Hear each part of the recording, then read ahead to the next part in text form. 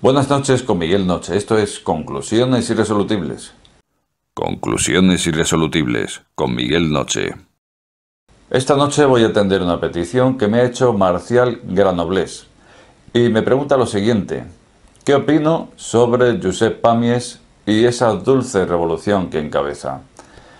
Un tema peliagudo. Lo hace en el último programa sobre agua de mar, que por cierto también fue un programa peliagudo. De hecho me dice que ya que estamos en esa línea, pues que ¿por qué no opino sobre Josep Pàmies?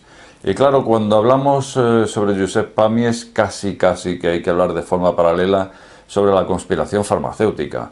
O sea que el programa de hoy me temo que va a ser al menos tan peliagudo como el último que hicimos sobre el agua de mar, que por cierto ya ha traído algún comentario que otro interesante, como el de alguien que me decía que qué programa tan peligroso, que o lo borraba o él se desuscribía y a la vez iba a denunciarlo. Bueno, pues desde luego ahí ha quedado la cosa. Desde luego mi respuesta no puede ser otra que dejar ese programa en el canal donde está. Y lo que no puedo entender es como alguien que no le guste un programa, pues te tiene que decir que tienes que borrar ese programa. Es algo que no comprendo. Desde luego, en fin, creo que esto nos define un poco como que debemos quizá abrir las miras. Desde luego aquí en este tipo de redes vamos a ver todo tipo de cosas, unas nos gustarán, otras no, y entonces cada cual debe saber dónde debe estar y dónde no, pero decirle a la gente tienes que quitar este vídeo porque es peligroso, pues cuando menos será bajo su opinión, supongo. En fin, pues como decía, si peliagudo fue el programa anterior, no menos lo va a ser este. Josep Pàmies, ¿por dónde empezaríamos? Es un agricultor catalán, 60 y tantos años, de familia de agricultores, que un buen día pues decidió informarse de forma autodidacta sobre el poder de las plantas curativas. Ya que estaba con el tema de las plantas, dijo pues, bueno, nos informamos. El poder de las plantas curativas. Bueno, pues poco a poco se fue informando año tras año y bueno, el caso es que él tiene su invernadero, la gente va por allí a comprarle, la gente va por allí a hablar con él y entonces hablando pues le contaban patologías, enfermedades. Entonces claro, él pues estaba estudiando el tema a nivel autodidacta. Bueno, pues otra forma de estudio como otra cualquiera. Y al final él decía, pues mira, esta planta te puede venir bien para esto, pruébala. Y al final entre unos y otros, pues el tiempo va pasando y cada vez se da cuenta que cuando recomienda ciertas plantas, pues dan un buen resultado. La persona o bien se cura, o bien se alivia, o ocurre una remisión espontánea, como les gusta llamar a cuando desaparecen enfermedades con mecanismos fuera del canal oficial. Y al final van ocurriendo este tipo de cosas. Bueno, pues Josep cada vez cree más en el poder curativo de las plantas, cada vez hay más gente en torno a Josep y entonces llega un momento en que él se choca contra algo. Y ese algo es la barrera del sistema. Un sistema oficialista, donde si tú no estás dentro de lo oficial o dentro de dicho sistema, pues digamos que ya se te pone entre comillas o en entredicho cualquier cosa que puedas decir. Si encima todo lo que estás diciendo tú es que las plantas medicinales pueden funcionar mejor que la medicina, porque detrás de la medicina está la industria farmacéutica que solo busca sus propios beneficios, primando estos sobre la salud de las personas, pues claro, llegados a este punto, ¿cómo no se va a demonizar a Josep Pàmies o a cualquiera que haga este tipo de comentarios? Como digo, Pàmies encabeza un movimiento que es el de la Dulce Revolución. Este nombre se debe a que el comienzo de este movimiento pues arrancó con la stevia, una planta que estaba prohibida y es una planta endulzante. Entonces, bueno, dado que es endulzante, pues al movimiento pro stevia, pro legalización de la stevia, se le llamó Dulce Revolución. ¿Por qué? Porque no es una revolución bélica, es una revolución donde aquí nadie se pretende meter con nadie, sino simplemente se piensa que tenemos derecho a utilizar las plantas y ¿por qué nos van a prohibir las plantas? Por lo tanto, nuestra revolución es utilizarlas y utilizarlas sin hacer la guerra a nadie. De ahí lo de dulce revolución, más o menos. Bueno, pues la idea de esta dulce revolución es eso, no solamente basándose en la stevia, que por cierto fue legalizada hace, pues como el año pasado aproximadamente, que además de ser una planta endulzante hay que decir que, según Pàmies y otros muchos, tiene principios activos que actúan de forma curativa. sin ir más lejos, contra la diabetes, por ejemplo. Bueno, por supuesto tiene sus detractores que dicen todo lo contrario. Bueno, pues en este asunto la controversia está servida. Bueno, la dulce revolución, que dice que tenemos derecho a esas plantas, a que cada cual tiene derecho a utilizar su planta, y anima a que cada cual utilice su pedazo de tierra, su jardinera o incluso su propia maceta para tener sus plantas y poder utilizarlas. Entonces, claro, por un lado Pamies diciendo esto, por otro lado las leyes cada día coartando más esa libertad hasta de poder coger una planta. Según decía Pamies, no sé si ha salido ya o va a salir una ley que prohibirá coger cualquier planta de cualquier sitio del campo donde vayas. O sea, tú ves un tomillo o un cardo y no podrás arrancarlo según esa ley, que como digo así muy por encima, no sé si ya ha salido o si pretende salir, pero que por ahí andan los tiros, ¿no? Cada vez coartando más el que no puedas coger una planta y utilizarla. Bueno, pues ahí está la dulce revolución, animando a que esto no lo podemos aceptar y a que una persona tiene derecho a utilizar hierbabuena y echársela al té, si así lo considera oportuno. Así están las cosas. Y mientras tanto, pues tenemos a este buen hombre de 60 y tantos años contra el aparato oficialista, contra las industrias farmacéuticas, haciendo mucho ruido, desde luego. Y bueno, pues aquí habría que repasar un poco las cosas que dice para sopesar, porque claro, cuando me pregunta Marcial qué opino sobre esto, yo creo que más que opinar, lo suyo es que cada cual intente ser pragmático. Aquí vamos a ver un poco en qué consiste este asunto de la dulce revolución y qué es lo que más o menos predica o viene a reivindicar Josep Pamies, y que cada cual saque su conclusión como siempre. Así que veamos. Por un lado, Pamies nos está diciendo que está la industria farmacéutica que hace primar sus propios intereses frente a la salud pública. Por supuesto, el aparato oficialista le trata de todo menos de bonito. Bueno, pues vamos a ver qué sería eso de la conspiración farmacéutica. Para comenzar, ¿qué es una conspiración? Porque si nos vamos a la definición de conspiración, resulta que en dicha definición no dice conspiración, síntoma de aquella persona conspiranoica, donde ve conspiraciones donde no las hay.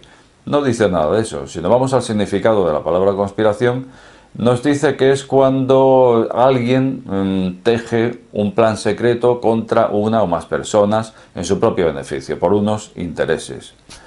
Bueno, pues de momento ya vemos que existe el término conspiración. Luego entonces, las conspiraciones no solamente existen, sino que han existido desde siempre. Así que creo que tampoco habría que demonizar tanto a los que hablan de conspiración si no son conspiranoicos. Porque claro, al igual que existe la conspiración, existen los conspiranoicos. Pero no porque existan los conspiranoicos, que ven conspiraciones en todas partes, todo va a ser obra del conspiranoico, dado que a verlas, haylas. Enmarañado, como digo. Bueno, ¿qué sería o en qué consistiría esta conspiración farmacéutica? Pues en eso mismo, en que tenemos una población que, como todos sabemos, enfermamos. Desde siempre, desde el principio de los tiempos, enfermamos, y además cada vez hay enfermedades que nos atacan más. Bueno, o en más número, mejor dicho. Bueno, pues aquí tenemos a las farmacéuticas que desde luego, si no es una enfermedad rara, siempre iremos al médico y nos mandará algo. O sea que siempre tenemos algún medicamento para todo tipo de enfermedades. Bueno, pues estamos en un sistema donde si tienes una enfermedad vas al médico y te cura. ¿Es así? Pues aquí es donde viene la diatriba, porque claro, si realmente te curara la cosa no estaría mal.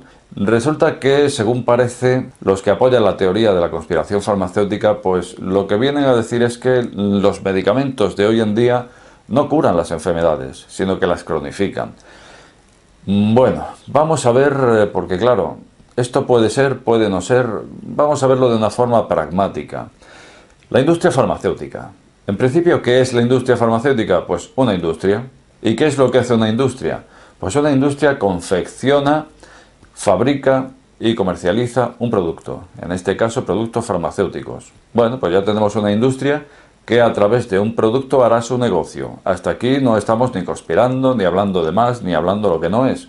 Tenemos una industria cuyo producto que va a fabricar y vender es el fármaco. Vamos a ponernos en la piel de los dueños de estas empresas dentro de la industria farmacéutica.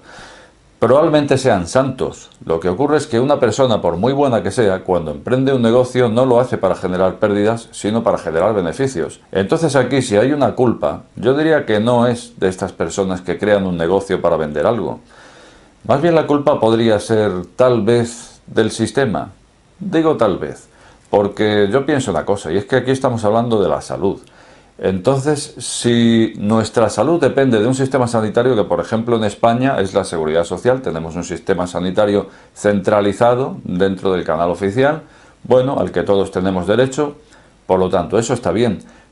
Bueno, pues de la misma forma, digo yo, los propios medicamentos no deberían salir del mismo ente. O sea, tenemos por un lado la Seguridad Social, dependiente del Estado, o sea, una cosa centralizada, un organismo centralizado, que nos va a prescribir medicamentos que vendrán de fuera, de capital privado. Aquí yo creo que es donde viene el problema. Es que eso es lo que no puede ser, porque si estamos dependiendo del capital privado de un empresario privado que fabrica un producto, pues entonces lo que no podemos pedir a un empresario privado es que haga un negocio para generar pérdidas. Yo pienso que la propia Seguridad Social, ya que la tenemos, pues cuando prescribe medicamentos deberían salir de su departamento de I+D de la Seguridad Social, que es el que se encarga de confeccionar los medicamentos que hacen falta. Pienso yo que sería una solución redonda en cuanto a que no daría lugar a terceras cosas. Es que realmente, si lo vemos así, de forma objetiva, ¿cómo son empresas privadas las que se ponen a comercializar productos que entran a través del sistema sanitario? Yo creo que ahí es donde está el problema. Entonces, claro, yo no trato de demonizar aquí a los empresarios de las grandes empresas, porque si fueras tú o fuera yo, si al final hemos montado una empresa farmacéutica será para generar ganancias. Pues llegados a este punto, tenemos una industria farmacéutica que confecciona, fabrica y vende un producto. Una vez que hace esto, tú sabes, seguramente que sí, todo el mundo lo sabe, la millonada, la cantidad de millones que cuesta sacar un producto al mercado, y además tardas mínimo unos 10 años en comercializarlo. Quiere decirse que pierdes un montón de millones de euros más un montón de años en sacar un mercado a la calle. Vamos a ver un poco de forma pragmática qué sería sacar un medicamento que curara definitivamente una enfermedad. Pues supondría que, según el sistema actual, invertidos millones y millones de euros, invertidos por lo menos 10 años, el paciente / cliente se tomaría ese medicamento, una pastilla o 10 o las 20 de la caja, y se curaría. Pues si se cura ya no va a comprar más. Luego entonces tenemos aquí dos opciones. Una sería vender a $500.000, mejor dicho, a 500.000, bueno, dólares o euros, cifras astronómicas, una caja de medicamentos, porque si no, no lo vas a amortizar y vas a tener un negocio para generar pérdidas. O la otra cuestión es, pues tendré que hacer medicamentos que el paciente / cliente tenga que tomar de por vida. Y de esta forma, vendiéndolo al precio que lo vendo, pues podré generar beneficios. Hay una tercera opción, y es vender los que sí curan al mismo precio que los cronificantes, entre comillas, y entonces pues tendría un negocio para generar pérdidas. Si es que no hay otra. Entonces tenemos, como digo, una industria, la farmacéutica, que está ahí para ganar dinero, con capital privado, y que solo tienen dos formas de hacer las cosas. De una forma ganas dinero, de otra forma no ganas dinero. Esto para mí sería verlo de una forma pragmática. Ahora bien, la conclusión final. ¿Qué es lo que hacen realmente? ¿Están a propósito fabricando medicamentos cronificantes que vayas a tomar de por vida? Como digo, a propósito, ¿o realmente no damos para más a la hora de confeccionar medicamentos? Detrás de todo esto hay una buena intención y lo que tenemos es lo que corresponde a nuestro momento tecnológico actual. Bueno, pues ahí quedan esas conclusiones que desde luego tienes que sacar tú. Porque yo nunca he abierto una puerta en un despacho y me he encontrado una reunión donde digan, adelante, pasa, que estamos aquí en la conspiración farmacéutica. No, y por lo tanto, pues lo único que puedo hacer es intentar verlo de una forma pragmática y a partir de ahí yo sacar mis conclusiones y que cada cual venga a sacar las suyas. Bueno, pues antes de terminar, parece imprescindible que tengamos que hablar del asunto del cáncer, porque también se le acusa a Pàmies de andar diciendo que el sistema sanitario tiene peores soluciones peores tratamientos que lo que son algunas plantas como tratamiento para el cáncer. Entre ellas, la Kalanchoe. Y claro, la prensa pues ha hablado sobre Pamies, sobre cómo va diciendo esto, mientras que oficialmente no hay estudios sobre esto, no hay estudios sobre aquello. Cuando van contra Pamies se suele decir mucho, la prensa suele decir mucho esto. Lo que dice Pamies, no hay ningún estudio que apoye esto. Hombre, vamos a ver, yo no voy a decir aquí si va a tener razón Pamies o no. Lo que sí sé es que si Josep Pamies está fomentando una planta, los estudios, hemos dicho, de cualquier medicamento cuestan una millonada. Pues claro que no va a haber estudios sobre una planta. Es que si hubiera estudios sobre una planta, luego habría que amortizar esa inversión de millones de euros. Entonces, ¿quién se pone a hacer un estudio para luego no poder venderlo? Porque las plantas, recordemos, no son patentables, que es otra de las cosas que dice Josep Pamies. O sea, me demonizan a mí porque, por ejemplo, esta planta, la marihuana, vamos a decir la marihuana, me dicen que esto no, y luego resulta que claro, ellos no pueden patentar una planta, pero sin embargo sí pueden aislar la molécula, cierta molécula del THC, del tetrahidrocannabinol o lo que sea, y a partir de ahí, una vez aislada, sí la pueden patentar y entonces su medicamento sí es válido. Bueno, pues este tipo de cosas. Al final, con la Kalanchoe, ¿qué ocurre? Pues lo mismo, la Kalanchoe, dice Pamies, que es una planta que trata el cáncer, que él lo ha podido ver en pacientes que han evolucionado favorablemente. La prensa, pues dice Pamies que no hay estudios sobre esto y por supuesto se han documentado y desde luego los tratamientos convencionales están muy por encima de cualquier planta habitual. Vamos a ver, como decimos, no vamos a encontrar estudios de una planta, claro que no vamos a encontrarlos, vale una millonada hacer un estudio sobre algo que no va a generar ingresos o beneficios, o retorno, o payback, llámale como quieras, dinero. Luego resulta que la prensa, un periodista, no es un científico ni es un médico. Entonces, cuando un periodista quiere contrastar una información, ¿qué hace? Pues se va a la máxima autoridad oficial, del canal oficial. Entonces, si Pamies está diciendo algo sobre el cáncer, pues el periodista coge y se va a determinado hospital y habla con el jefe de oncología de tal hospital. Pues, ¿qué va a decir el jefe de oncología? ¿Qué va a decir? ¿La Kalanchoe es buena? Pues este hombre dirá, hay que ser un caranchoa para tomar esa planta. Claro, ¿qué va a decir? Entonces, ante esto, el periodista, pues yo creo que antes de ir a hablar con el profesional, la respuesta ya la tenía, porque es que jamás un profesional del canal oficial va a decir otra cosa que no sea esa. Y claro, ¿qué dice Pamies? Pues que la quimioterapia es mucho más invasiva y demás. Bueno, pues para verlo de una forma pragmática habría que ir al origen del cáncer. ¿Dónde estaría el origen del cáncer? Bueno, pues yo por ejemplo iría a Otto Warburg, 1931, que ganó un premio Nobel precisamente por hallar el inicio o el comienzo o el origen del cáncer. Y venía a decir que viene originado por un entorno extracelular ácido, donde esa acidez impide la comunicación sangre-célula. Entonces no pueden pasar nutrientes ni oxígeno a la célula. La célula muere o muta en algo anaeróbico y a partir de ahí deja de nutrirse de oxígeno.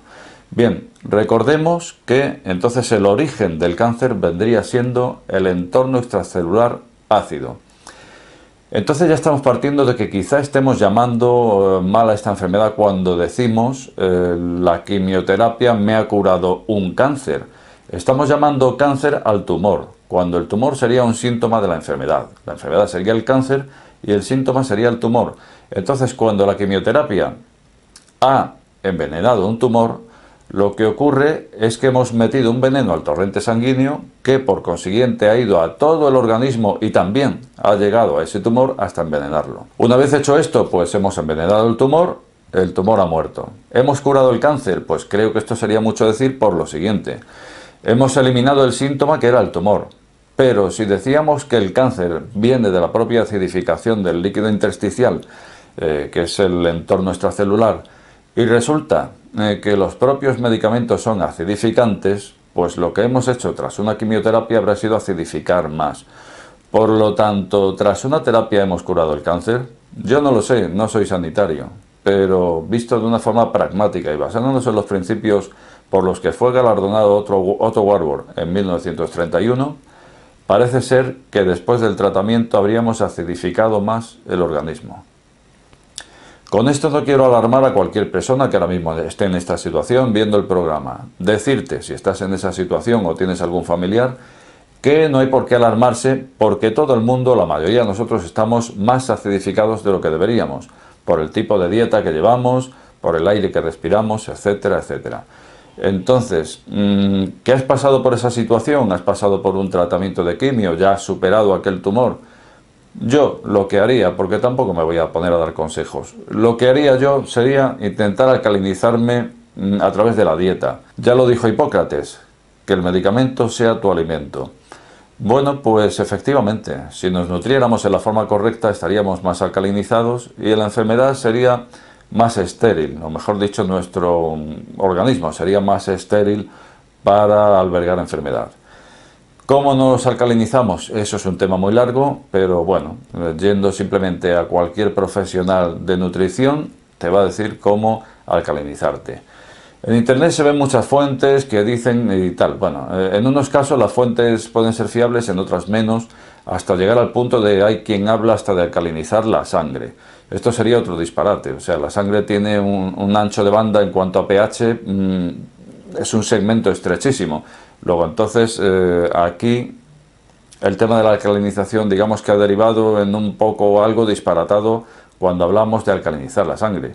Si quisiéramos alcalinizar la sangre, lo primero es que no lo conseguiríamos, lo segundo es que al conseguirlo moriríamos, porque el ancho de banda es muy estrecho, como digo, y lo tercero es que antes de morir habríamos acabado con una serie de recursos, que son los buffers del organismo, que lo que hacen es luchar por mantener ese estrecho pH en el que tiene que funcionar la sangre. Esos buffers de los que hablo son ciertos electrolitos que tenemos en el organismo y que reponemos a través de ingestas minerales. Bueno, pues visto esto, ¿tendría razón Josep Pàmies cuando dice que resulta mejor la Kalanchoe que la propia quimioterapia? Pues no sé, yo he tratado de ser pragmático, he tratado de ir al origen, al descubridor del origen y ahora cada cual que saque sus propias consecuencias. Pero ¿es Josep Pàmies el único que piensa de esta forma? ¿El único que piensa que la farmacéutica solamente invierte cuando algo le va a generar beneficio por cronificación de enfermedades? Bueno, pues hay muchas personas que piensan así, pero si hablamos aquí de alguien, vamos a intentar recurrir a alguien de peso. Pues vamos a recurrir, por ejemplo, a Richard J. Roberts. Es un bioquímico inglés y también galardonado con un premio Nobel de Medicina. ¿Qué dice Richard Roberts? Pues viene a decir lo mismo que Pàmies, que la industria farmacéutica solamente emprende con un medicamento cuando éste va a cronificar una enfermedad, que incluso con la enfermedad del cáncer han aparecido sustancias que han demostrado ser eficaces con esta enfermedad y que la industria farmacéutica no ha invertido en ellas porque no iba a generar un retorno del ingreso. Luego creo que más adelante Roberts tuvo que retractarse de esto, pero sin embargo estoy seguro que si buscas fuentes vas a encontrar muchas. Richard J. Roberts, vas a encontrar mucho sobre este premio Nobel en Medicina y, como digo, coincidiendo con Josep Pàmies en que la farmacéutica no va a invertir ni un solo euro si no sea en medicamentos que le procuren un retorno y estos siempre pasarán por medicamentos cronificantes. Bueno, pues al final un premio Nobel de Medicina, creo que entre todas estas cosas que hemos podido tocar aquí hoy, hay material suficiente para que tú saques tus propias conclusiones. Yo he tratado de ser lo más pragmático posible. Tengo mi opinión, como puedas tener tú y como podamos tener todos, pero lo interesante aquí no es mi opinión, sino después de haber intentado ser pragmático, basarme más en los hechos que en las palabras, pues ir a eso mismo que nos han contado dos personas que sabían algo de lo que hablaban. Y por supuesto este tema creo que no se soluciona en un programa ni mucho menos. Como de costumbre te invito a que dejes tu opinión más abajo y decirte que si has llegado hasta este canal no te suscribas o suscríbete. Al final, la última palabra la tienes tú. Buenas noches con Miguel Noche. Este programa está sujeto a posibles correcciones. De ser así, estas serán publicadas en la descripción del mismo.